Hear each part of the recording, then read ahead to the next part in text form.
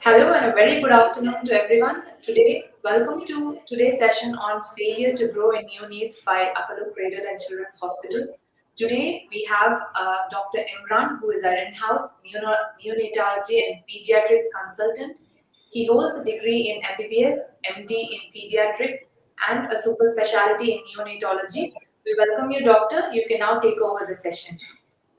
Uh, Thanks a lot, Chatura.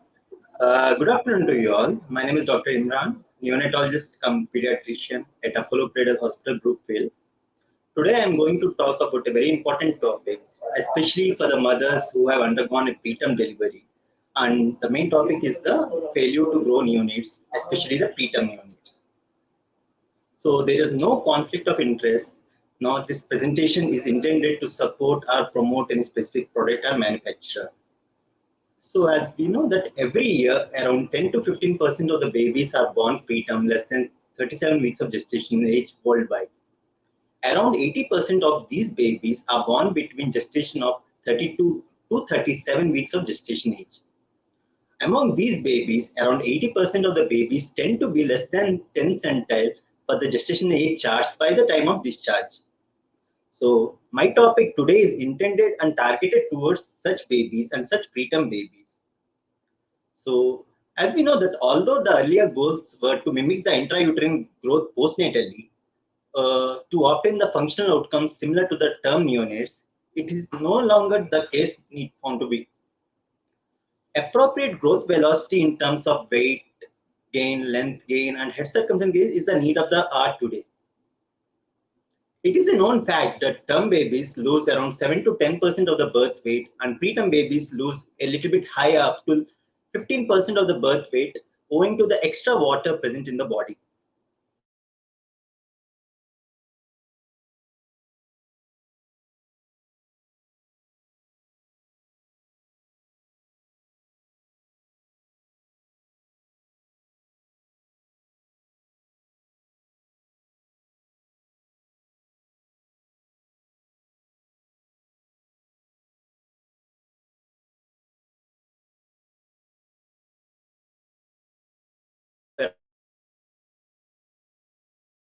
We know that the nutrition is important since the time the child has been born.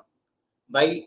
Because it is not only intended for the growth and survival, but it also helps in preventing the morbidities, especially encountered in the preterm babies, like respiratory distress syndrome, necrotizing enterocolitis, and retinopathy of prematurity that is necessary for the vision as well.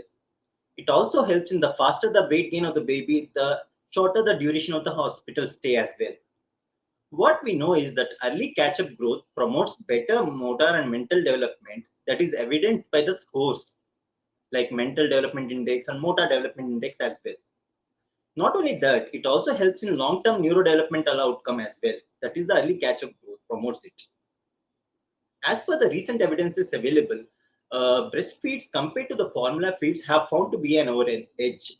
That is, it helps in reducing necrotizing enterocolitis, sepsis, severe retinopathy of prematurity, and also promotes better neurodevelopment, and also helps in reducing the risk of rehospitalization.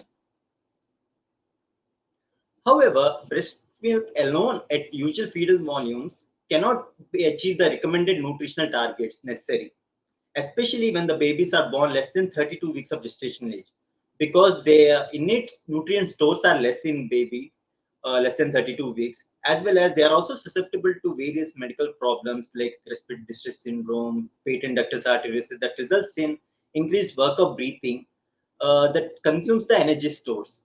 As a result, breast milk alone is not sufficient in such situations. It requires some additional nutrients and supplements as well. So coming to my topic and main core topic, so that is the approach to the failure to grow, especially in the preterm units. I have divided them among nutritional causes and non-nutritional causes. Among the nutritional causes, they tend to progressively weight loss. That is, their gain, the gain weight that is normally recommended is 15 to 20 grams per kg per day. That is not seen in babies who have nutritional causes. The other end of spectrum is the non-nutritional causes. They tend to rapidly weight loss. Why? Because they have increased energy expenditure and also increased fluid losses that contribute to the weight loss. These increased losses may be in terms of malabsorption, renal losses, and other miscellaneous causes, which I am going to deal with later. So whenever a preterm baby comes to an OPD during the follow-up, first and foremost, when we notice that the baby is not gaining weight prominently, first we have to address the nutritional causes primarily. As we know that preterms are discharged well before the expected delivery date of 40 weeks. They are normally discharged at a gestation age of 34 to 35 weeks gestation age. Majority of babies at this point of time are still smaller and weaker at feeding, and hence they get easily tired up and fatigued on prolonged direct breastfeeding and all. That will ultimately contribute to the poor weight gain. And the other thing is the transition to the direct breastfeed must be gradual from the palade feeds or spoon feeds. The direct breastfeeding in such babies must be followed by the express breast milk feeding by a spoon or palade at least till 2 to 2.5 kgs. And gradually the frequency of the direct breastfeeding must increase over a period of time based on the child's ability. Majority of the babies, when they reach around the 2 to 2.5 kgs, they are only on the direct breastfeeds. That should be more than sufficient, but less than 2 kgs, it is beneficial that the direct breastfeeding is supplemented with the express breast milk feeding as well. So in such babies, in such preterm babies, what could be the main reasons of the poor growth? One and foremost is the inadequate feeding due to poor suck and swallow coordination. Normally, the suck and swallow coordination occurs between 32 to 33 weeks of gestation age. So it is just at the initiation where the babies tend to suck a little bit slowly. And the other cause of concern that is responsible for the poor growth is inadequate breast milk secretion at that point of time. So whenever such cases with the progressive weight loss or inadequate weight gain are encountered in the OPD, what we have to ask for is what is the method of feeding being practiced at home? Whether it is direct breastfeed alone, or it is being supplemented by the express breast milk, or whether any formula feed has been supplemented as well. So what the goal is, ultimately the volume of the feed should be at least between 160 to 180 ml per kg per day cumulatively over a period of 24 hours. That is divided in terms of like every 2 to 3 hours per day. Like every 2 to 3 hours, the frequency of the feeds must be given. So cumulatively, the total number of feeds will be 8 to 10 feeds per day. Not only that, what is also crucial for us is whether there is any spillage of the express breast milk. Because whenever there is spillage of breast milk, that is one of the indicator that suck and swallow coordination is not that great. So it will take some time for the babies to establish suck and swallow coordination in such babies. And also we have to rule out any neurological causes that is resulting in excessive spillage of these express breast milk. What is also crucial is, I have told earlier that express breast milk alone may not be sufficient to target all the necessary nutrients like calcium, phosphorus, zinc, etc. and vitamin D as well. In such cases, they are usually supplemented with other supplements like human milk fortifier. So this need to be practiced even when the child is discharged until 2 to 2.5 kgs attain birth weight. Okay. So in these babies, what we also have to inquire is whether the mothers are well trained about mixing of the express breast milk with the human milk fortifier or not. Because proper mixing is necessary so that sufficient nutrients are gone to the babies. Along with that fortifier, the other supplements like iron, multivitamins, as well as vitamin D are also need to be supplemented at least till 1 year of age. What we encounter in the OPD difficult to feed, especially during the night time. Nighttime feeding is very important. Why? The main reason is the prolactin hormone that is responsible for the secretion of the milk that tends to increase in levels, especially during the night time. And whenever the baby is put on direct breastfeeding, the supplement of the prolactin levels are a little bit higher. So the nighttime feeds should never be skipped. Okay. And the ultimate goal after feeding these express breast milk as well as these fortifiers and supplements is targeting the urine output of around 5 to 6 times minimum per day. We should also ask about the other concerns like any vomitings during feed, any spillage excessively, or any difficulty in breathing while taking the feeds, because all this contribute to excessive weight loss because of the increased energy expenditure. So as I have told earlier, because the necessary nutrients are little bit lacking in the express breast milk, it is better to fortify the breast milk at least until 2 to 2.5 kgs. So the other aspect is whether the milk secretion is appropriate for the mother or not, because the preterm delivery itself is a stressful situation for the mother and the family. So in such situation, we have to make sure that the stress is reduced in mother, and she has taken appropriate balanced diet along with plenty of oral fluids to adequately secrete the milk. Mothers should also be taught about the express breast milk feeding and also about the milk expression. She need to be taught about the nighttime milk expression, as I have told earlier, about the prolactin levels which increase during the nighttime. So in case the milk secretion is less or the baby is not gaining weight adequately, the other alternative will be the donor human milk or the formula feeds.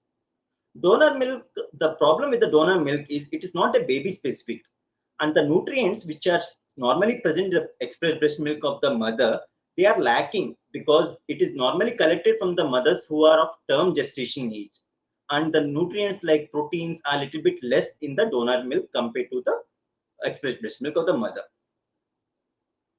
So when you have addressed these nutritional concerns in the baby, the what else could be the other triggering factor that is contributing to the weight loss of the baby? The thermoregulatory care that is very crucial in such tiny babies. Because of the immaturity of the skin, they tend to lose weight. They tend to lose more heat, contributing to the weight loss. In the thermoregulatory care, what is important is to defer the bathing at least till the baby attains 2 kgs.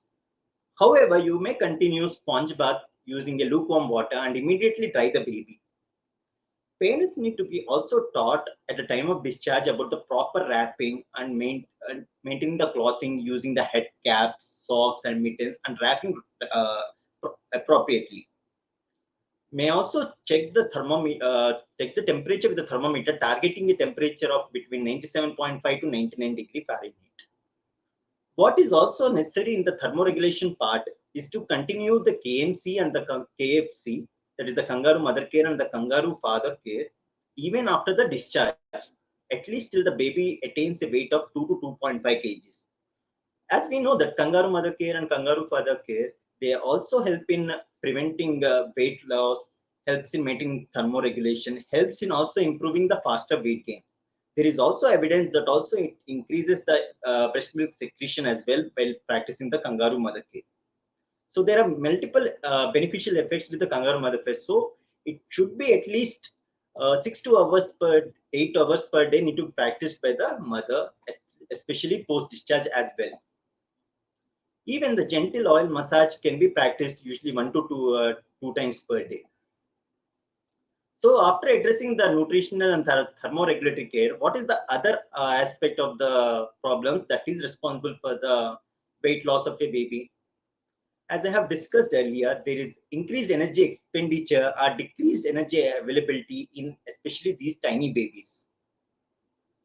One of the important aspect is the anemia of prematurity or physiological anemia of infancy. Babies tend to have a low iron stores at the time of around 4 to 6 weeks in preterm babies, and at around a period of 12 to 16 weeks, that is between 3 and 4 months of age in term babies. So at this point of time, whenever the child growth is lacking, as well as the baby is having any other symptoms like any difficulty in breathing or tachycardia, which we usually say are faster heart rate, they need to be supplemented with additional iron basing on the hemoglobin levels, because it is this time period where the hemoglobin is at a nadir or at a lower levels.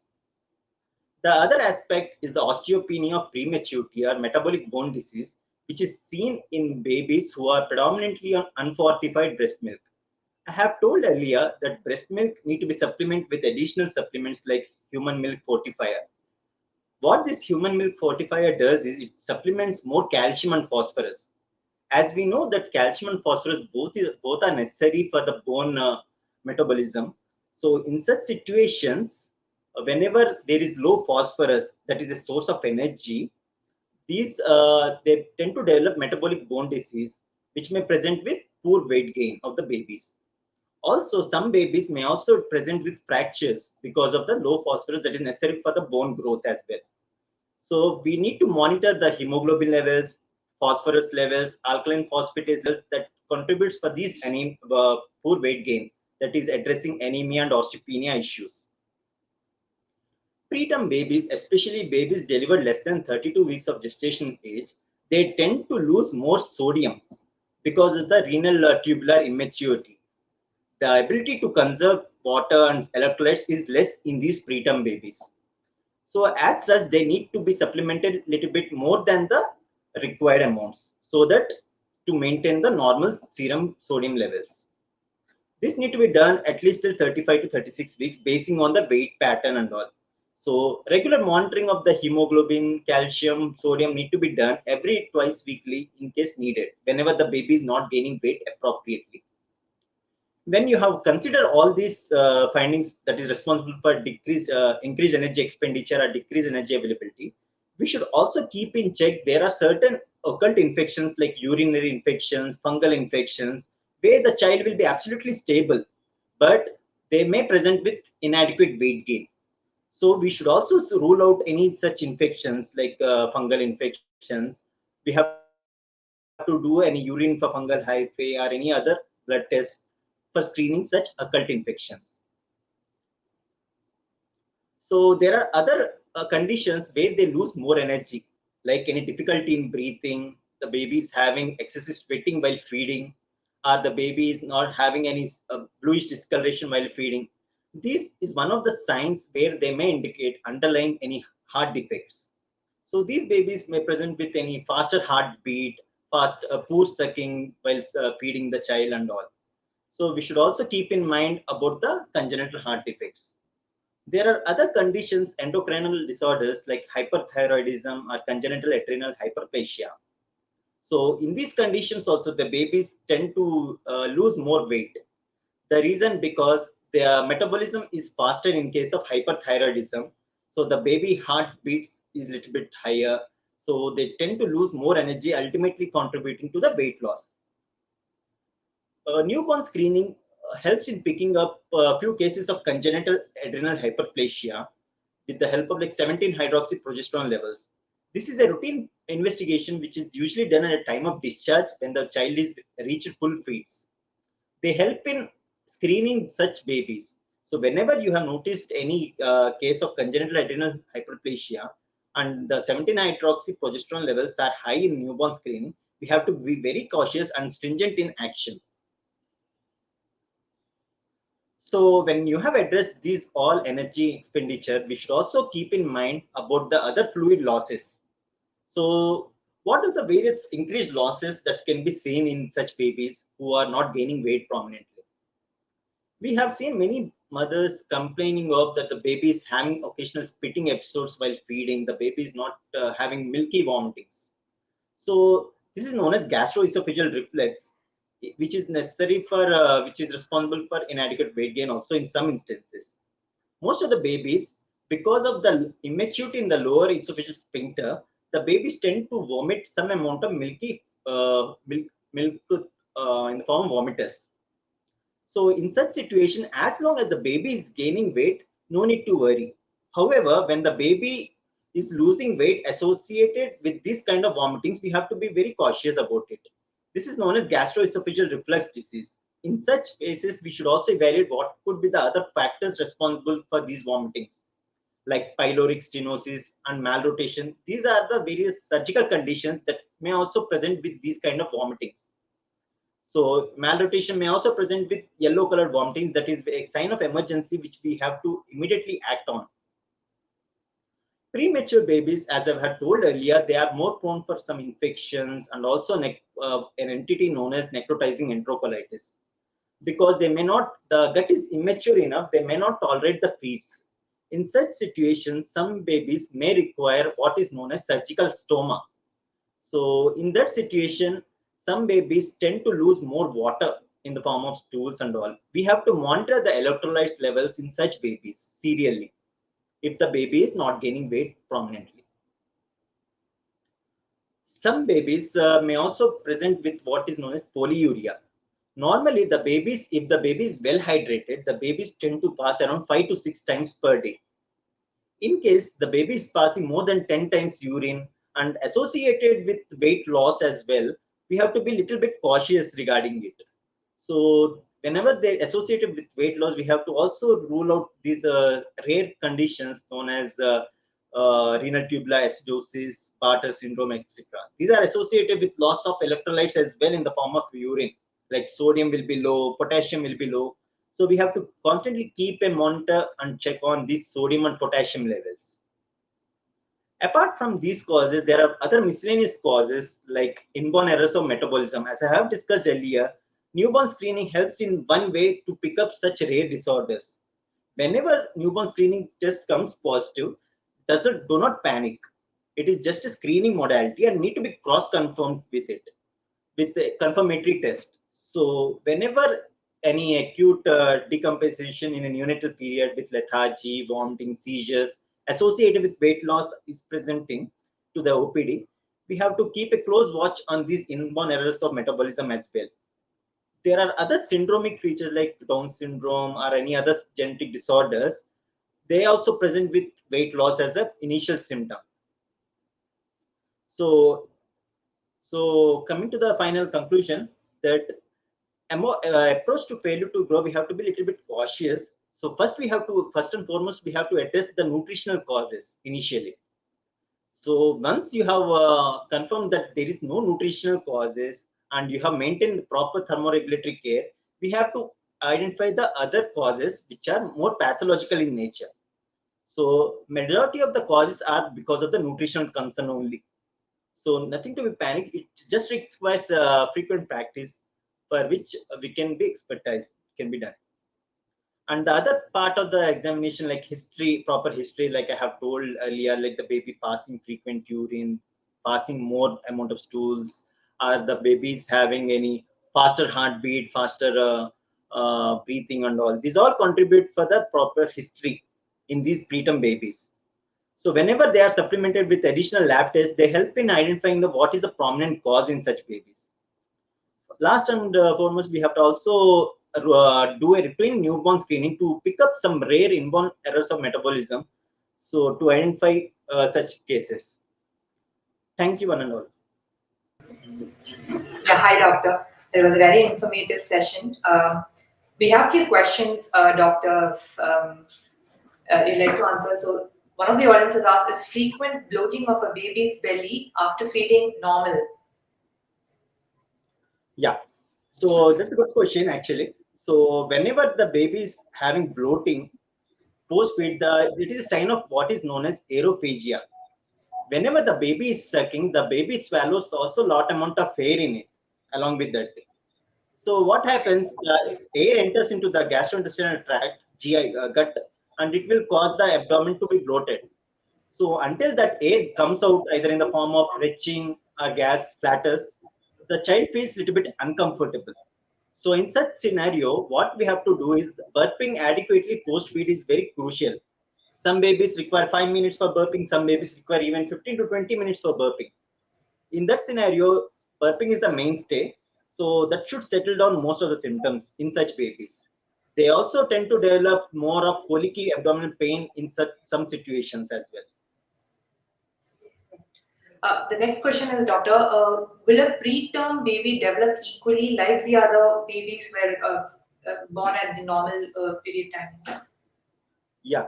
So preterm baby, so it depends upon various other factors as well about the antenatal period. What are the insults which has occurred? What is responsible for the preterm delivery primarily? And also the events that has encountered in such preterm babies during the NICU stay. So what are the complications associated with it? So all the cumulative factors will help in deciding how is the neurodevelopment in the later. So whenever a preterm baby, say around a 32 weeks, it's not a one step that the baby has discharged from the NICU. It requires regular follow-up for assessment of these developmental milestones. And they need to be picked up with the help of corrected gestational age. They need to be first addressed, and then serial monitoring of developmental milestones is necessary. Right. And what is exactly the cause of this preterm births, doctor? Is there any cause by which they are born prematurely? Yeah, good question. Actually, in Indian setting, majority of the times, the most common cause is the spontaneous preterm labor, secondary to any underlying infection in a mother. Right. So this is the most common cause, and there are other triggering factors as well, as like maternal hypertension, maternal diabetes. There are other complications that may also contribute for this preterm births. But in Indian settings, the majority of them is due to infection. Right. And you mentioned, doctor, that it is better to take the milk, the formula milk, and the human milk in equal proportions. Is there a particular age when a formula milk can be introduced to the baby for the first time? Yeah. So it all depends. Formula feed, one thing we have to make sure that formula feed is a bovine milk protein or a cow milk protein. Okay. So that doesn't digest well in a premature gut. So it depends also on the period of gestation. Less than 34 weeks and all, it's better to supplement the mother's feed, because some babies may also do not develop this cow milk protein. They do not tolerate it. They may have vomitings and all. So formula feeds to be introduced, ideally we won't encourage to give formula feeds. The first and foremost is the express breast milk that satisfies all the nutrients.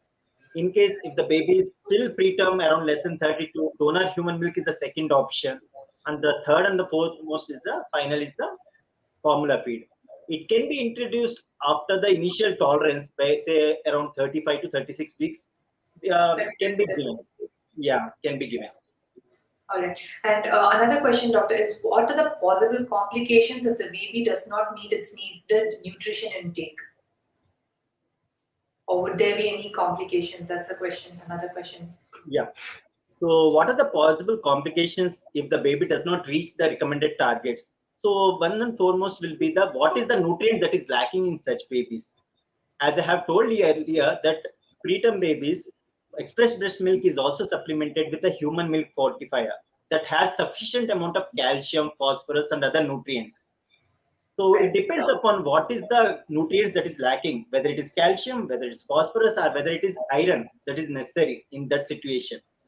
So accordingly, we have to contribute. All the three are important factors, especially till 36 weeks of gestation. The reason being, when the baby is born preterm, the majority of these nutrients transfer from the mother to a baby, especially during this later half of the gestation, that is between 32 to 37 weeks of gestation. That is the reason we stress more on these supplements additionally, in addition to the express breast milk. So what are the complications they may encounter is signs of any skin immaturity because of the calcium and phosphorus bone metabolism. They may have fractures, low hemoglobin and all. These are the various complications that we encounter commonly. Another question, doctor. One of the audience has asked, between two feeds, my baby passes 2 to 3 times urine. Is that okay? Pardon, can you please repeat? Yeah, sorry. They've asked, between two feeds, my baby passes 2 to 3 times urine. Is that normal? Yeah. So the thing is, the frequency of the urine determines that how much feed is going from the mother to the baby. So Right. cumulatively over a period of 24 hours, if the baby is passing at least 5 to 6 times, then that's a good sign. That means sufficient hydration is going to the baby. If the baby is passing more times of urine, as you have told, 2 times between the nappies, you should also assess simultaneously weight pattern of the baby. If the weight gain is adequate and the baby is passing urine frequently, you need not worry. That means the babies have sufficiently hydrated and the baby is passing urine frequently. So as long as the baby is gaining weight consistently, I don't worry much. Right, sure. Another question, doctor, is that how can we spot development delays in babies? Yeah.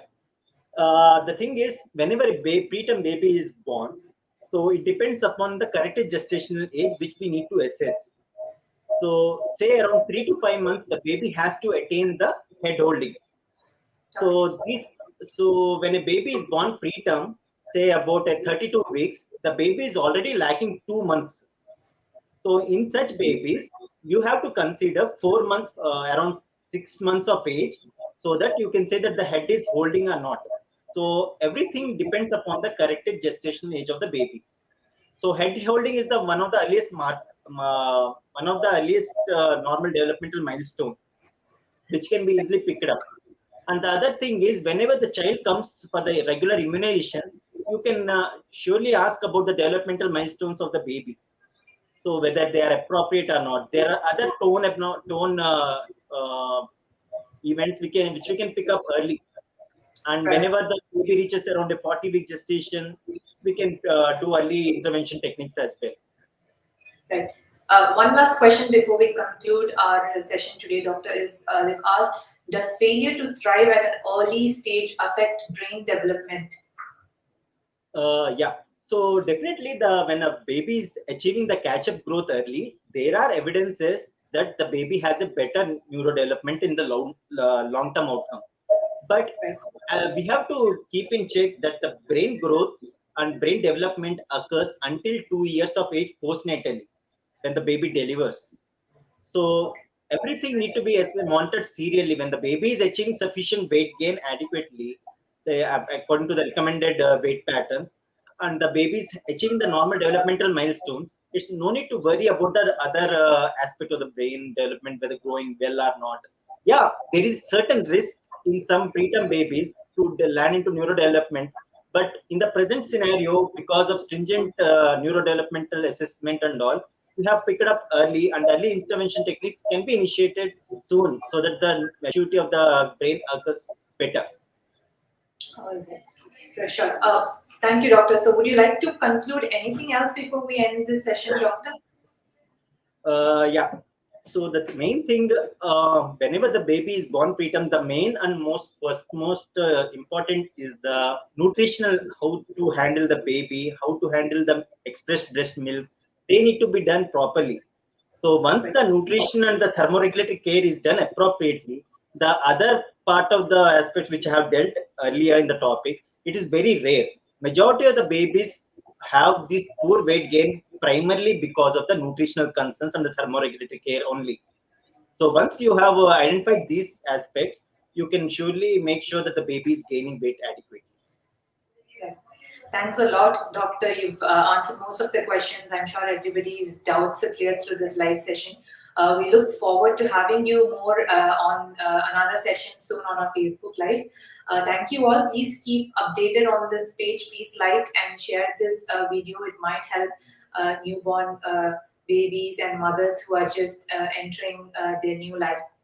Thanks a lot, Doctor. Thank you. Thank you, one and all. Thank you.